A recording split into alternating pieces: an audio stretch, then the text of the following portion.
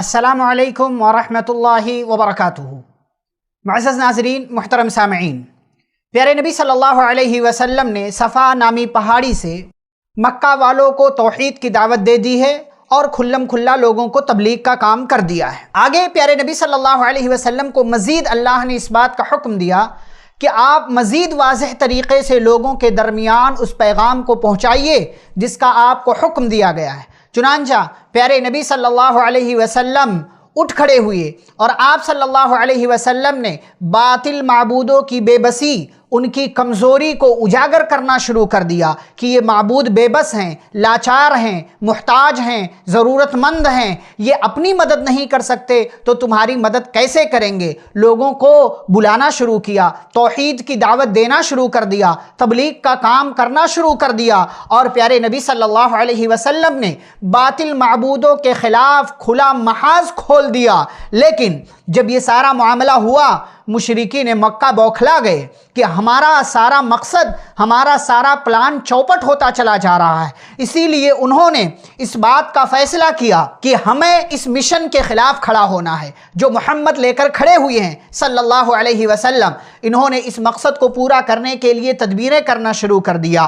لیکن مقابلہ ایک ایسے انسان سے تھا کہ جس کا اخلاق، جس کا کردار مکہ والے جانتے تھے۔ اس لیے محمد صلی اللہ علیہ وسلم کی ذات پر حملہ کرنا، یہ اس بات کی یہ لوگ ہمت نہیں کر سکتے تھے، اس بات کی جسارت نہیں کر سکتے تھے، اور پیارے نبی صلی اللہ علیہ وسلم کے خلاف چاہتے ہوئے بھی وہ سیدھے سیدھے محاذ نہیں کھڑا کر سکتے تھے۔ اس لیے قریش مکہ کا ایک وفد ان کے کفیل ابو طالب کے پاس آیا اور ابو طالب کے سامنے یہ بات رکھی کہ ابو طالب دیکھو، تمہارا بھتیجا ہمارے معبودوں کو برا بھلا کہتا ہے، ہماری عقلوں کو پاگل کہتا ہے اور ہمارے معبودوں کے تعلق سے طرح طرح کی باتیں کرتا ہے۔ آپ ان کے اور ہمارے درمیان سے ہٹ جائیں اور ہم اس معاملے کا سمجھوتا کر لیں گے، اس معاملے کا فیصلہ کر لیں گے۔ ابو طالب نے نہایت ہی نرم رویے میں، نہایت ہی نرم انداز میں ان کے سامنے کچھ باتیں رکھی، جس سے قریش مکہ مطمئن اور مامون ہو کر کے واپس چلے گئے،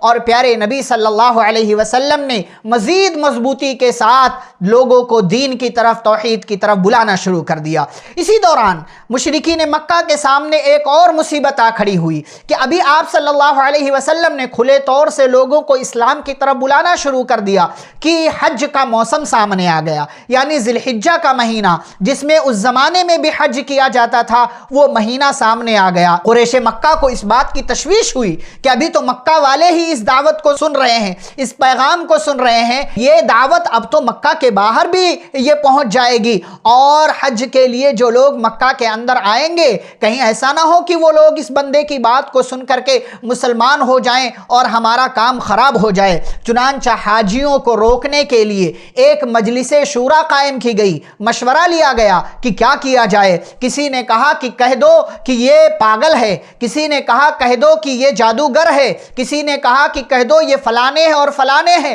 لیکن تمام باتیں ریجیکٹ کر دی گئیں۔ آخر میں ولید بن مغیرہ نے کہا کہ سب سے اچھی بات جو اس بندے کے تعلق سے ہے وہ یہ تم کہہ سکتے ہو کہ یہ جادوگر ہے، کہ جس سے رشتہ داروں کے درمیان تفرقہ پیدا ہوتا ہے، جدائی پیدا ہو جاتی ہے۔ اسی تجویز پر سب لوگوں نے اتفاق کر لیا۔ چنانچہ پیارے نبی صلی اللہ علیہ وسلم جہاں کہیں بھی حج کے موسم میں حاجیوں کے پاس جا کر کے دین کی دعوت دیتے تھے، یہ تمام لوگ آتے تھے اور کہتے تھے اس کی بات نہیں سننا، یہ جادوگر ہے، یہ اپنے جادو کے بل پر تمہارے رشتہ داروں کے درمیان جدائی پیدا کر دیتا ہے۔ اور اس پر مستزاد یہ کہ پیارے نبی صلی اللہ علیہ وسلم کا چچا ابو لہب جو دشمنی میں سب سے آگے تھا، پیارے نبی صلی اللہ علیہ وسلم جہاں کہیں بھی تبلیغ کرتے، جہاں کہیں بھی توحید کی دعوت لوگوں کو دیتے، ابو لہب آ جاتا اور کہتا کہ اس کی بات کو نہ سننا، یہ پاگل ہے، یہ جادوگر ہے۔ اس طریقے سے مشرکین مکہ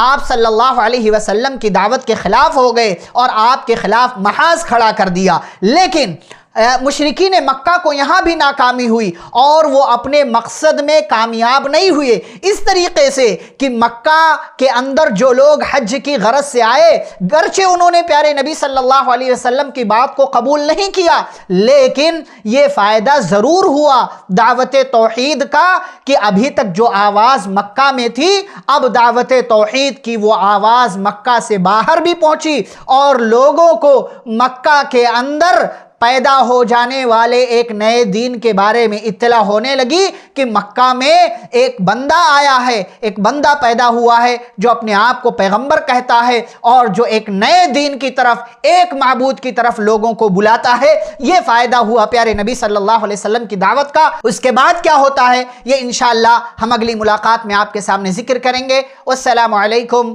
ورحمۃ اللہ وبرکاتہ۔